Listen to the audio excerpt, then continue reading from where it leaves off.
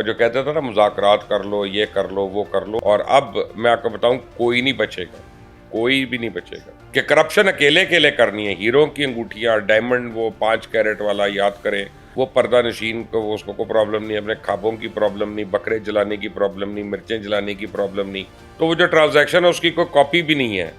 ओए 441 कनाल खा गई तो ये कैसी पर्दा नशीन औरत है? ये नेशनल क्राइम एजेंसी ने कहा ये लोग चोर हैं। शदीद लड़ाई होने जा रही है पीपल्स पार्टी और नून लीग की। अस्सलामुअलैकुम नाज़रीन, आप देख रहे हैं मुबश्शिर लुकमान यूट्यूब चैनल। मैं हूं महाविश तबस्सुम। नाज़रीन, DGISPR कहते हैं कि सानिया 9 मई उस वक्त तक इंसाफ का मुंतज़िर रहेगा जब तक कि उसके मनसूबा साजों और सहूलतकारों को कैफिर किरदार तक नहीं पहुंचाया जाता। तो सर, जो मनसूबा साज थे वो तो अभी तक बाहर है, तो आप क्या कहेंगे, कब लाया जाएगा उनको कटहरे में? ज़्यादा टाइम नहीं है, आप फिक्र ना करें। आज की प्रेस कॉन्फ्रेंस जो है ना, वो 2-3 लोगों को बड़ा ख़ास पैगाम भेजा था और वो उनको मिल गया, क्योंकि वो भी बैठ के देख रहे थे। और जो कहते थे ना मुज़ाकरात कर लो, ये कर लो, वो कर लो, उन सबको अब बड़ा क्लियर अब मैसेज मिल गया है कि मुज़ाकरात करने हैं कि नहीं करने, या तुम्हारी औकात क्या, तुम्हारी हैसियत क्या है। और अब जो जो उनका सहूलतकार था उन सबको मैसेज मिल गया। जो कहते थे ना कि नहीं ये है वो है, तर्ज खाओ, ये औरतों पे जुल्म हो रहा है, ये हो रहा है, वो सारा फेक प्रोपेगेंडा सब कुछ सामने आ गया। और अब मैं आपको बताऊं कोई नहीं बचेगा, कोई भी नहीं बचेगा। ये मैं आपको कैटेगोरिकली बता रहा हूँ across the board. Sir, Bushra Bibi ने National Crime Agency 190 million pound का जो केस है उसमें नैब पेशी पर माजरत कर लिया है। वो कहती हैं कि मैं पर्दा नशीन खातून हूँ और अपने शोहर के बगैर लाहौर से इस्लामाबाद का सफ़र नहीं कर सकती। सर, इस पर आप क्या कहेंगे? पर्दा नशीन तो नहीं, उनको ड्रामा वाली कहना चाहिए था, ड्रामे वाली हूँ। और पर्दा नशीन पर्दा तो वैसे वो करती हैं। खवातीन, पर्दा सारी खवातीन जो पर्दा करती हैं वो काम भी करती हैं, बाहर के काम भी करती हैं, मुलाजमतें भी करती हैं, आती जाती भी हैं, और बड़ी इज़्ज़त से और एहतराम के साथ जो है वो उनका सारा काम चलता है दुनिया में। ये अकेली पर्दा नशीन है कि करप्शन अकेले अकेले करनी है। हीरो की अंगूठियाँ, डायमंड वो 5 कैरेट वाला याद करें, वो मलिक रियाज से जो मांग रही थी। इसी तरह अपने इसको प्राइवेट जेट्स में जाना था उम्रे करने के लिए, वो पर्दा नशीन को उसको कोई प्रॉब्लम नहीं, अपने ख्वाबों की प्रॉब्लम नहीं, बकरे जलाने की प्रॉब्लम नहीं, मिर्चें जलाने की प्रॉब्लम नहीं। यहाँ पे पर्दा नशीन सारे सवाल के जवाब देने पड़ेंगे। अब कहती है मेरे पास तो वो जो ट्रांजैक्शन है उसकी कोई कॉपी भी नहीं है। ओए 441 कनाल खा गई तो मैडम, कट गई, हजम कर गई, और तुम्हारे पास उसकी कॉपी भी नहीं है। यानी इसका मतलब है कि तुम अगर तो अमानत के तौर पे था तो तुमने अमानत में खयानत कर दी, क्योंकि तुम्हें तो फिर उसका हिसाब रखना चाहिए था कि तुम्हारे ऊपर अमानत है, वो ट्रस्ट की है ज़मीन। तो अगर तुम ट्रस्ट के साथ तुम ये कर रही हो तो बाकी तुम क्या करती होगी ज़िंदगी में? ये कैसी पर्दा नशीन औरत है? ये नेशनल क्राइम एजेंसी ने कहा ये लोग चोर हैं, ये चोर है, मैं आपको बता रहा हूँ। सर, सुप्रीम कोर्ट ने फौजी अदालतों के केस में जो समाअत है वो कल तक मुलतवी कर दी है। आपको क्या लगता है सर, कल कोई फैसला हो जाएगा?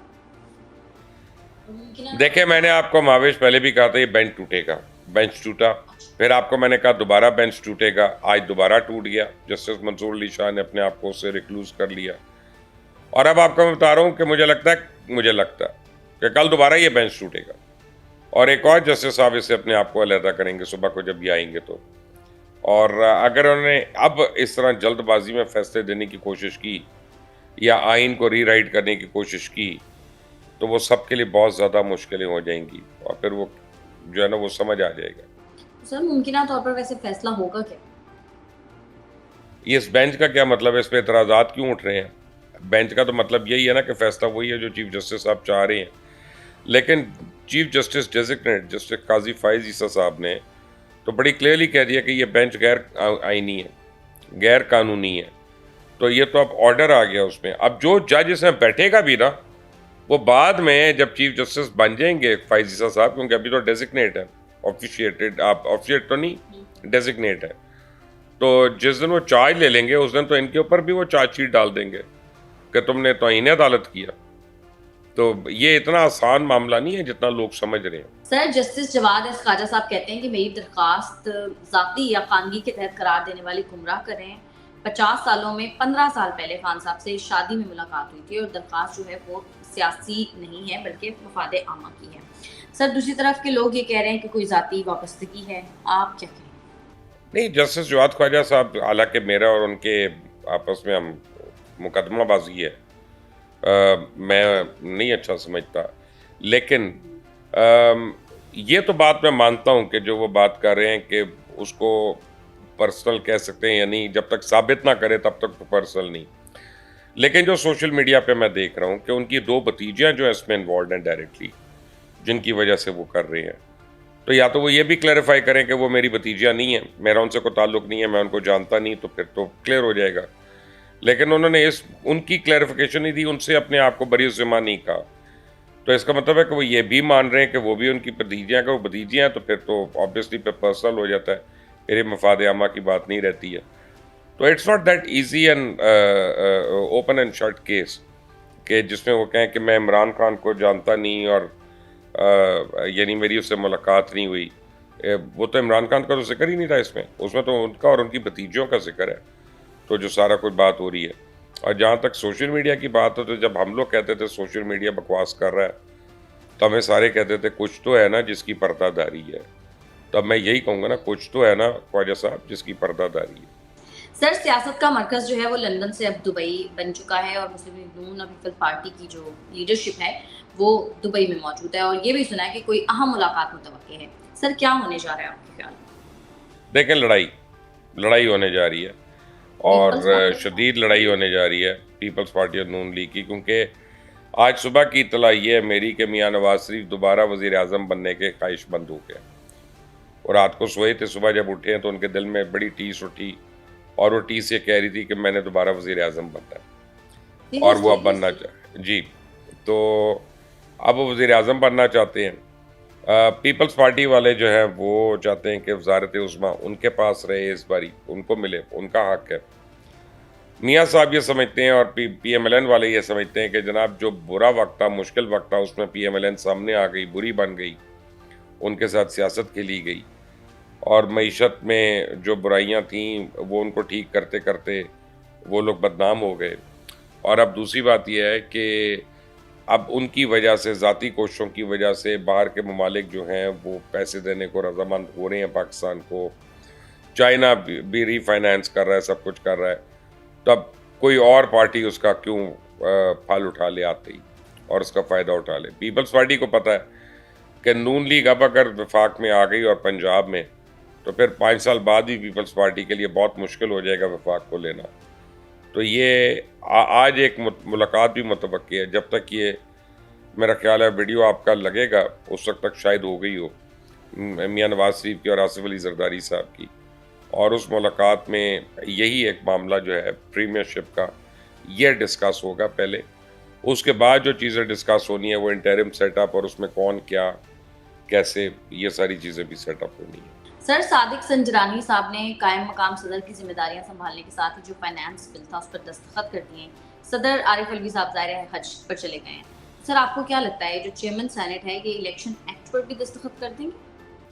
मेरा ख्याल है कि वो फौरी तौर पे कर देंगे, कल तक कर देंगे उस पर दस्तखत। उससे नवाज शरीफ और जहांगीर तरीन जो है उनका रास्ता हमवार हो जाएगा, और दीगर लोग जो जिनके ऊपर लाइफ टाइम बैन लगा हुआ है वो उनके लिए भी हमवार हो जाएगा।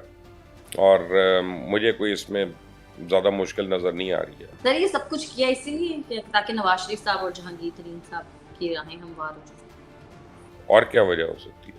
और के आम आवाम को क्या फ़ायदा है इस बिल से? चले मुझे ये बता दें, आपकी ज़ात को क्या फ़ायदा है, आपके मियाँ को क्या फ़ायदा है, आपके घर वालों को क्या फ़ायदा, मुझे क्या फ़ायदा है?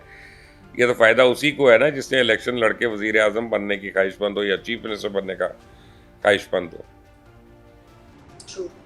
सर, हम ये एक्सपेक्ट कर सकते हैं जहांगीर तरीन साहब नेक्स्ट प्राइम मिनिस्टर होंगे? नहीं, CM आप उनको एक्सपेक्ट कर सकते हैं, प्राइम मिनिस्टर नहीं, क्योंकि इस वक्त तो PMLN और पीपल्स पार्टी एक पेज पे नहीं है, तो अभी लड़ाई मजीद हो रही है। और CM पंजाब, और उसका नुकसान जो है वो जहांगीर तरीन को होगा, क्योंकि फिर हो सकता है मियाँ साहब जहांगीर तरीन से और अलीम खान से सीट एडजस्टमेंट ना करें पंजाब में, क्योंकि अगर उन्होंने वाकई उनकी एक ख्वाहिश है कि उन्होंने वज़ीर आज़म बनना है, तो उनको एक एक सीट दरकार है। एक एक सीट जो उनकी हो सकती है वो उनको चाहिए। वो कोएलिशन करके औरों को दे देंगे तो वो क्या कहते हैं, घोड़ा घास से दोस्ती करेगा, खाएगा क्या? तो क्या खाएंगे फिर उसके बाद? सर परवेज इलाही साहब को एफआई ने एक और केस में गिरफ्तार कर लिया है। सर आपके ख्याल में परवेज इलाही साहब कब तक ज़ेर-ए-ताब रहेंगे? परवेज इलाही पेन में, मोनस इलाही स्पेन में एक रुल रहा है, एक अय्याशी कर रहा है, उसने वापस नहीं आना। और ये परवेज इलाही अपने किए हुए करतूतों और अपने बेटे के करतूतों को भुगत रहा है और अभी और भुगतेगा और भुगतना चाहिए। जितने सालों से इस मुल्क को लूट रहे थे, पूरे का पूरा टब्बर मिलकर, तो अब इनको पेट में, वो कहते हैं जिन्होंने खादी गाजरा उन्होंने टेढ़ से पीड़ा, तो अब ये पीड़ें तो उठेंगी, तेज़ तेज़ होंगी, रोज़ रोज़ ज़्यादा होंगी।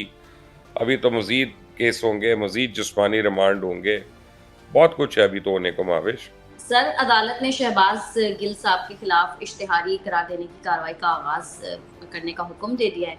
तो सर जाहिर है उनका शनाख्ती कार्ड भी नादरा को कहती है कि ब्लॉक कर दें। सर इनके खिलाफ तो जाहिर एक्शन हो गया, बाकियों के खिलाफ भी ऐसा ही कोई एक्शन होगा क्या? होना चाहिए और जल्द अज जल्द होना चाहिए। अब देखते हैं कि शहबाज गिल वैसे तो अमेरिकन सिटीज़न है, तो उनको तो ज़ाहिर उससे फ़र्क नहीं पड़ता। फ़र्क यह है कि पाकिस्तान आने के लिए उनकी मसाइल हो जाएंगे कि वो पाकिस्तान आएंगे तो गिरफ़्तार हो जाएंगे। तो उनका है ही कुछ नहीं यहाँ पे, वो तो एक सूटकेस लेके आए थे। यहाँ पे जो कुछ उन्होंने बनाया वो तहरीक इंसाफ की हुकूमत के दौर में उन्होंने पैसे पूसे खा पी के डेरे शेरे बनाए थे और सब कुछ किया था। तो अब क्या कहते हैं कि उनका शनाख्ती कार्ड भी ब्लॉक हो गया, सब कुछ हो गया। लेकिन बाकी लोगों के साथ क्या होगा ये तो आने वाला वक्त बताएगा। अभी बड़े लोग हैं इसमें, वो भौंकने वाला भी है, दो टांगों वाला वो भी है इसमें, फ़ारूक हबीब भी है इसमें, कासिम सूरी भी है। अभी तो बड़े लोगों के नाम आएंगे इसमें जिन्होंने बगावत के लिए रियासत के ख़िलाफ़, इदारों के ख़िलाफ़ लोगों को उकसाने की कोशिश की और भरपूर कोशिश की।